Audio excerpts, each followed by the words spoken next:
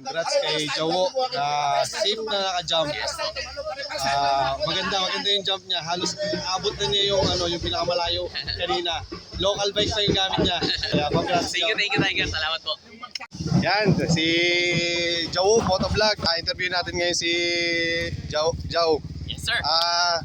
Total na naka-jump ka na, natapos mo na yung yung pinakadelikadong part ng schooling nyo ng riding course. Paano ka nagsimula magkaroon ng interest sa riding course, sa paggamit ng dirt bike? Ano ang nag-udyok sa'yo na subukan? Sa akin kasi nung nag-start ako magmotor, dati lang talaga, pang work ko lang talaga. Kasi dati sobrang traffic sa amin, sobrang traffic sa Las Piñas eh. So pag nag-commute ka, sobrang tagal ng oras. Nung nag-try ako magmotor, grabe. Parang na lang talaga, saglit lang sa akin yung oras. Ngayon, doon ko ngayon natutunan at doon ko ngayon nagustuhan na nagugusto ka na magmotor. Time na yun. Kaya nag-aral na ako sa pwedeng aralan. Ikwento mo naman sa amin, ano ang iyong naramdaman sa kauna-unahang pagtatangkang tumalon? Anong pakiramdam mo nung pagkatapos mong tumalon na ligtas? Nung una talaga, syempre, nandun yung kaba kasi may isa tayo na nasa SEM lang eh. So, nasa isip ko parang kailangan safety lang ako, may anak ko, kailangan lang talaga. So, nandun yung kaba. Pero dahil nga confident tayo at naturuan tayo sa HPG, naturuan tayo nag-tip sa akin ng mga malulupit na jumper natin, sila Sir Jay, sila Sir Jason, tsaka yung mga Tigers natin na HPG. Maraming salamat kasi kung di dahil sa inyo, hindi ko magagawa yung jump ko. So, thank you. Sa mga nagsisimula pa lang magmotor, ano ang unang pinakamahalagang bagay na dapat nilang tandaan?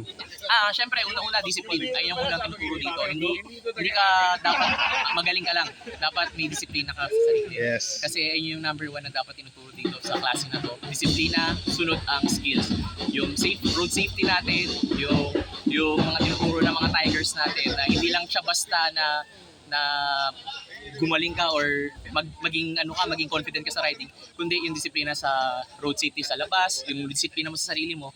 At syempre, gabay ng mga tigre natin. At syempre, yung mga tiger natin, sila Sir Jason, Sir Jay, Sir Meno. Grabe, sobrang maraming salamat. Tsaka sa isang pribilehiyo na mga gamit ang kanilang mga bisikleta. Kaya yung mga pang war bike nila yan. Maraming salamat. Yes. Idol, ang ganda ng talong. Last question. Bukod sa galing sa pagmamaneho, anong uri ng pag-iisip at ugali ang dapat taglayin ng bawat rider upang manatiling ligtas? Ayun, syempre yun, nabanggit ko, disiplina.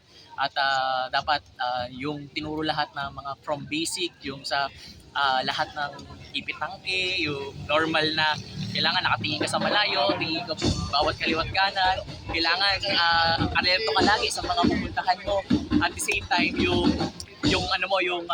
camaraderie mo sa bawat isa, sa bawat miyembro. Ayun yung pinaka number one. Kasi dito, hindi lang tinuturo dito talaga yung kung paano ka bumangking, kung paano ka gumaling sa mga pagtalon-talon. Hindi dito nga, inulit ko yung disiplina, number one talaga yan. Then the rest is yung skills. Para at least yung skills na yun, babaunin mo habang buhay yun. So, maganda na makapag HPG or EMRC kayo, kahit anong riding schools na meron kayo para at least baunin nyo yun sa sarili nyo. Para pag pwede nyo nang i-imply sa iba, pwede nyo ituro sa iba. Katulad naman ginagawa ng mga tigre natin dito sa HPG. Kaya maraming salamat po in behalf of Jawo Motovlog po sa lahat ng klase ng buong Bandirigma. Maraming salamat po. Ayan, thank you. Ayan, yung class ng 4A. Yun o.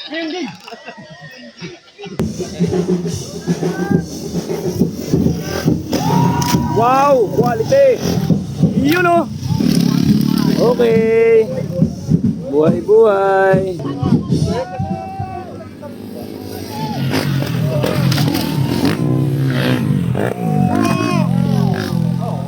Okay. Yun, iba yun. Layo. 11.5 Meters? 11.5 Yan, meters.